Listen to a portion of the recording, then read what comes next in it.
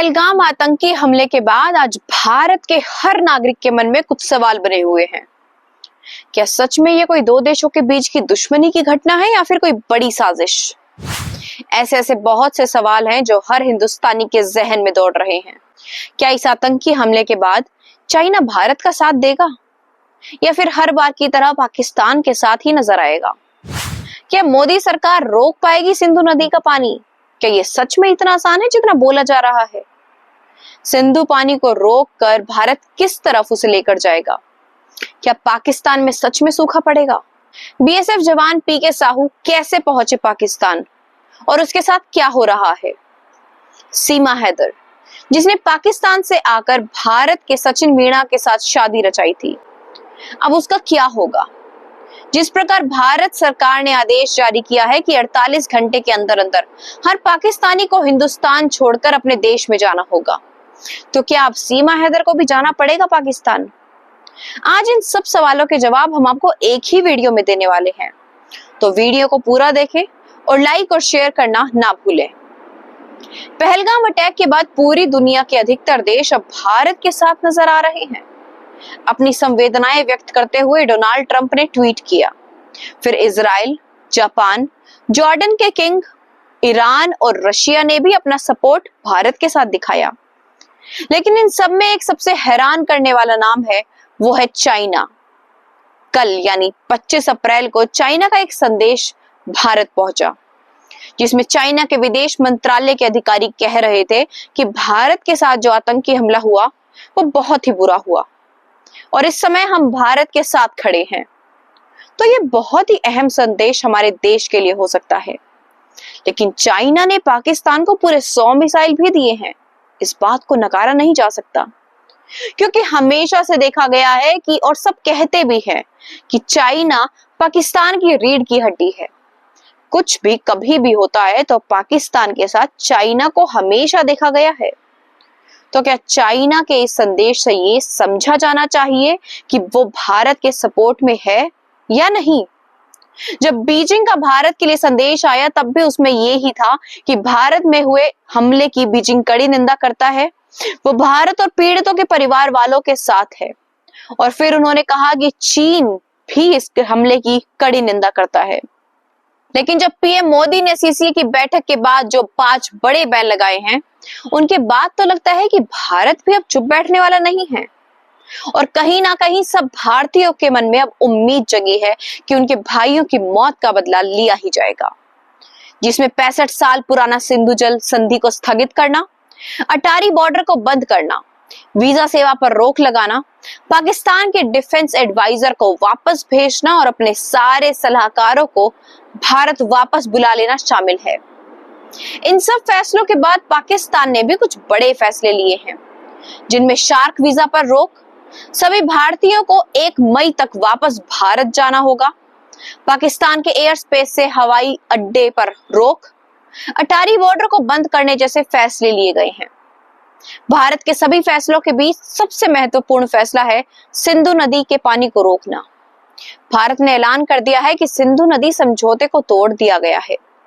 इससे बहुत बड़ा आर्थिक नुकसान पाकिस्तान को देखने को मिल सकता है, क्योंकि पूरा एग्रीकल्चर पाकिस्तान का सिंधु नदी के पानी पर ही निर्भर करता है और 80% बिजली भी वहीं से बनकर आती है।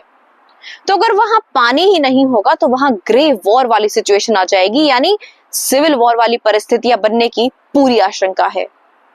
दरअसल भारत ने पाकिस्तान के साथ 19 सितंबर 1960 को सिंधु जल संधि पर हस्ताक्षर लिए थे।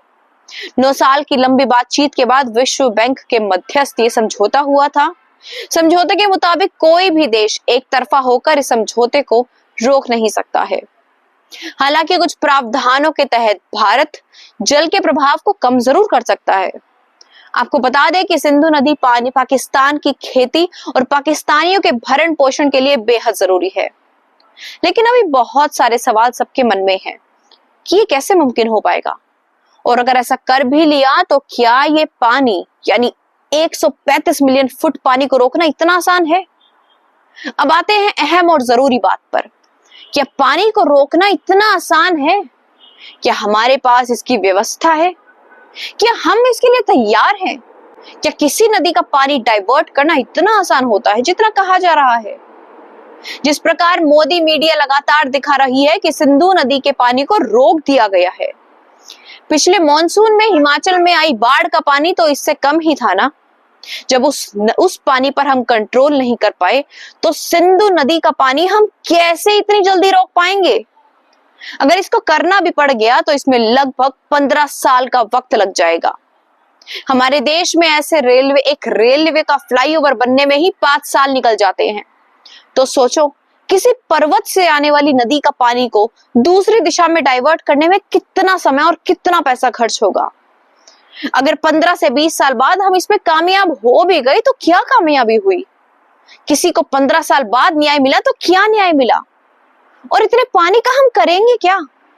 हालांकि इसके लागू होने से जम्मू कश्मीर के और लद्दाख को पानी ज्यादा मिलेगा और बाकी नदियों पर भी नियंत्रण मिल जाएगा, जहां अभी बस 20% ही पानी मिलता है, जिसे ड्राई एरियाज में पानी पहुंचाना और नए डैम बनाना आसान हो जाएगा।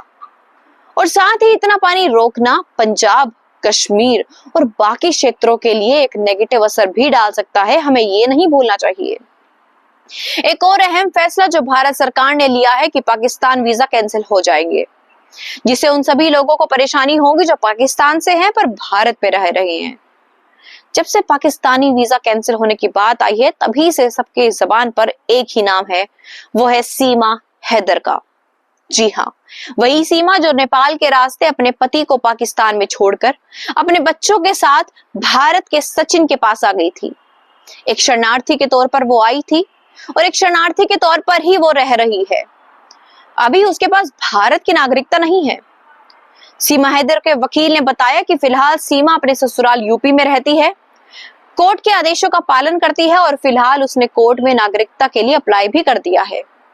सीमा ने एक इंटरव्यू में कहा कि अब वो भारत की अमानत है, भारत की बहू है, तो वो वापस पाकिस्तान नहीं जाना चाहती, वो अपने ससुराल में यानी भारत में ही रहना चाहती है।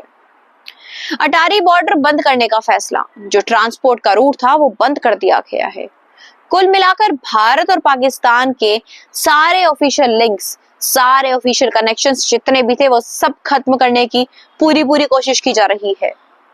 अब इसके बाद पाकिस्तान पर डायरेक्टली और इनडायरेक्टली प्रेशर भी बनेगा, क्योंकि चाइना ने भी अपना सपोर्ट इंडिया के साथ दिखाया है, चाहे वो एक वीक सपोर्ट ही क्यों ना हो, लेकिन पाकिस्तान को अकेला तो बता ही दिया है कि पाकिस्तान के सपोर्ट में अब कोई देश नहीं है। और कोई हो भी क्यों, ऐसे देश के साथ कोई नहीं रहना चाहेगा जो आतंकवाद को बढ़ावा देता हो। अब बात करते हैं बीएसएफ जवान पीके साहू की, जो गलती से पाकिस्तान में पहुंच गया है। पहलगाम हमले के बीच भारत और पाकिस्तान के बीच बढ़ती अनबन के लिए एक और खबर सामने आई है, जिसमें सबको चौंका दिया है। बताया जा रहा है कि एक बीएसएफ जवान गलती से पाकिस्तान की सीमा में चला गया और उसे गिरफ्तार कर लिया गया है। अभी तक मिली जानकारी के अनुसार पीके साहू जिस बटालियन का हिस्सा है, उसकी हाल ही में पंजाब बॉर्डर में तैनाती हुई थी।